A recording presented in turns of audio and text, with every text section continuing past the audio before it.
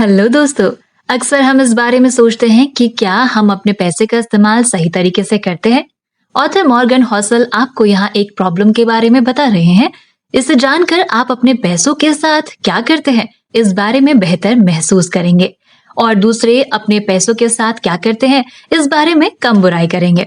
लोग पैसे के साथ कुछ बेवकूफी वाली हरकतें जरूर करते हैं, लेकिन कोई भी बेवकूफ नहीं है।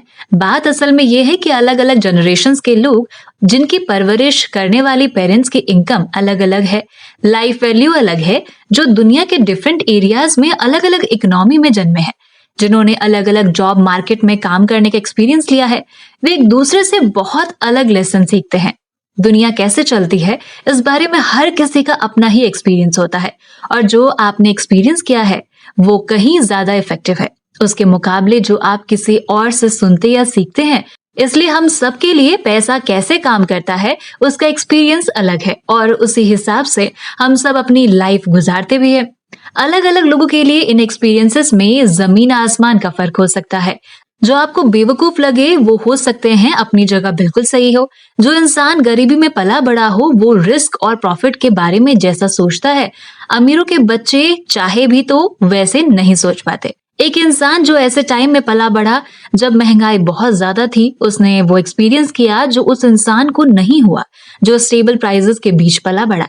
एक स्टॉक ब्रोकर जिसने महामंदी में अपना सब कुछ गवा दिया, उसने जो एक्सपीरियंस किया वो आज के बुल मार्केट में काम करने वाला है उसकी इमेजिनेशन भी नहीं कर सकता। एक ऑस्ट्रेलियन जिसने 30 सालों में कोई फाइनेंशियल क्राइसिस नहीं देखा, उसने कुछ ऐसा एक्सपीरियंस किया है जो किसी भारतीय नागरिक ने कभी नहीं किया। दोस्तों बस इतना ही नहीं, एक्सपीरियंसेस की ये लिस्ट बहुत लंबी है। दोस्तों आप पैसे के बारे में कुछ ऐसा जानते हैं जो मैं नहीं जानती और इसका अपोजिट भी उतना ही सच है। जिन अजम्पशंस और ऑब्जेक्टिव्स फोरकास्ट के साथ आप अपनी लाइफ जीते हैं वो मुझसे अलग हो सकते हैं। ऐसा इसलिए नहीं है कि हम एक दूसरे से ज्यादा होशियार है या ज्यादा नॉलेज रखते हैं। ऐसा इसलिए है क्योंकि हम सब की लाइफ अलग अलग है जो हमारे अलग अलग तरह के एक्सपीरियंस से बनी हुई है। अमेरिका की 1930 की महामंदी पर ऑथर फ्रेडरिक लुइस एलन ने अपनी बुक में लिखा है कि महामंदी ने लाखों अमेरिकियों को उनकी पूरी जिंदगी के लिए इंटरनली अफेक्टेड किया है, लेकिन सबके एक्सपीरियंसेस काफी अलग थे। 25 सालों बाद जब जॉन एफ कैनेडी अमेरिका के राष्ट्रपति चुनाव लड़ रहे थे तो एक रिपोर्टर ने उनसे पूछा कि उन्हें महामंदी के बारे में क्या याद है। उन्होंने कहा, मुझे महामंदी के बारे में कोई नॉलेज नहीं। मेरा परिवार दुनिया के सबसे अमीर परिवारों में से एक था और ये उस टाइम काफी था। हमारे पास बड़े घर, नौकर चाकर थे और हम बहुत घूमा फिरा करते थे।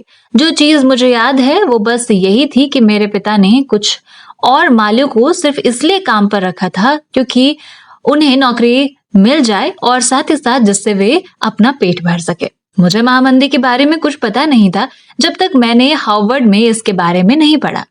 ये 1960 के इलेक्शन का एक बड़ा मुद्दा था। लोगों को लगा कि कैसे कोई ऐसा इंसान इकोनॉमी के बागडोर संभाल सकता है जिसे पिछली पीढ़ी के सबसे बड़े फाइनेंशियल क्राइसिस की कोई नॉलेज ही नहीं थी। बाद में जॉन एफ कैनेडी ने सेकेंड वर्ल्ड वॉर के बारे में अपने एक्सपीरियंस सुनाकर खुद के लिए कुछ सिंपैथी हासिल की। दोस्तों हम सब हर्षद मेहता की स्कैम पर बनी वेब सीरीज स्कैम 1992 को देखकर एंजॉय कर सकते हैं। हो सकता है कि हम ये समझ भी गए हों कि इस स्कैम के बाद शेयर मार्केट में अपना सब कुछ गवा देना कैसा रहा होगा, लेकिन हमारे पास उन लोगों की तरह इमोशनल जख्म नहीं है जिन्होंने रियल में ये एक्सपीरियंस किया होगा। और कोई ऐसा इंसान जिसने ये सब एक्सपीरियंस किया है ये नहीं समझ सकता कि हमारी आज की पीढ़ी स्टॉक मार्केट को इतना पसंद क्यों करती है।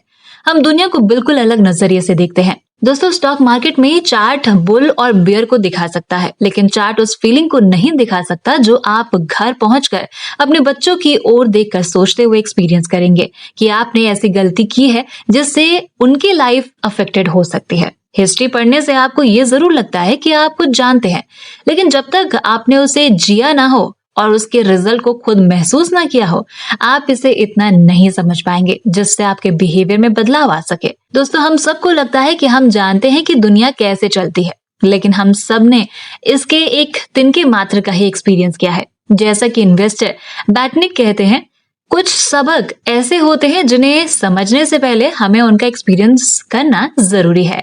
और हम सब किसी न किसी तरह इस सच के शिकार हैं। 2006 में अमेरिका में एक रिसर्च किया गया। इस रिसर्च में ये पता लगाना था कि अमेरिकी लोग अपने पैसे के साथ क्या करते हैं।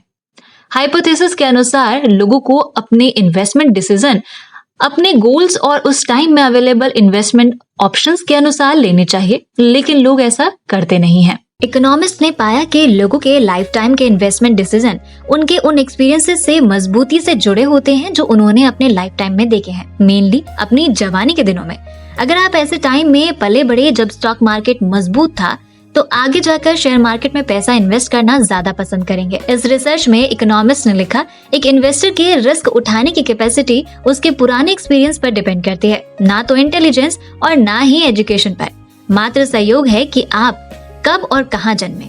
जैसे वॉरेन बफेट का जन्म अमेरिका में ना होकर सोमालिया में हुआ होता, तो क्या वो स्टॉक मार्केट से इतना अमीर बन पाते? दोस्तों, पैसे को लेकर लोगों के एक्सपीरियंस में जो अंतर है वो छोटा नहीं है उन लोगों के बीच भी जहां आपको ये एक्सपीरियंस एक जैसा लगे। स्टॉक मार्केट को ही ले लीजिए।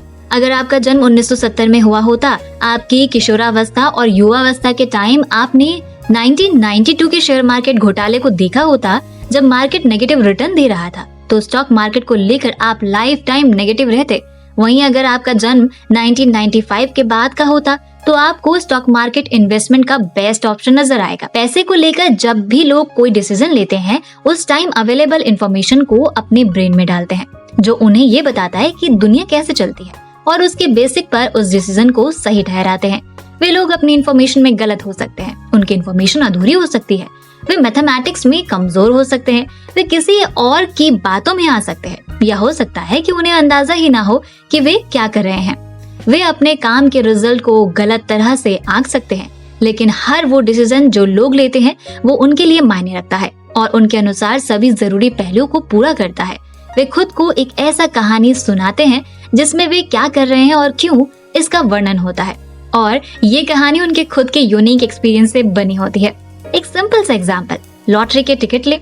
लॉटरी का टिकट कौन खरीदता है? मेनली गरीब लोग।